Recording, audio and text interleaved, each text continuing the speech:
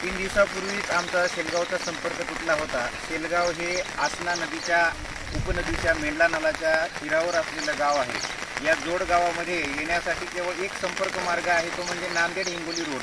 आणि हा मागच्या परवा दिवशीच्या पुरामुळे संपर्क तुटला होता। पुन्हा या 24 तासामध्ये भरपूर पाऊस झाला आणि त्यामुळे आजही संपर्क तुटलेला आहे। अशावेळी जर एखादी मेडिकल इमर्जन्सी असेल, एखाद्या महिलेला जर डिलिव्हरीसाठी न्यायचं असेल तर खूप अवघड आहे।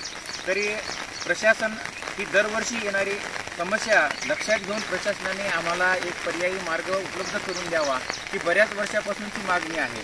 तरी मी प्रशासनाला या माध्यमातून विनंती करू इच्छितो की दरवर्षी येणारी ही जी समस्या आहे तर आपण आमची समस्या सोडवण्यासाठी प्रयत्न करावा आणि जेणेकरून गावामध्ये वित्तहानी किंवा जीवितहानी होणार नाही यासाठी प्रशासनाने योग्य ती पावले उचलावी, असं मी आपल्या माध्यमातून प्रशासनाला विनंती करीत आहे। दरवर्षीची ही समस्या नेमकीच पेरण्या झाल्या होत्या।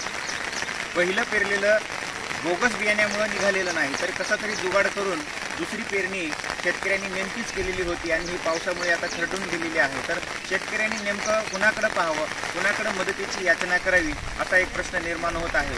मी प्रशासनाला विनंती करतो की लवकरात लवकर आमच्या शेतीचे पंचनामे करून होईल तेवढी शक्य तेवढी मदत लवकरात लवकर शेतकऱ्यांना करून द्यावी, ही आपल्या माध्यमातून विनंती करीत आहे।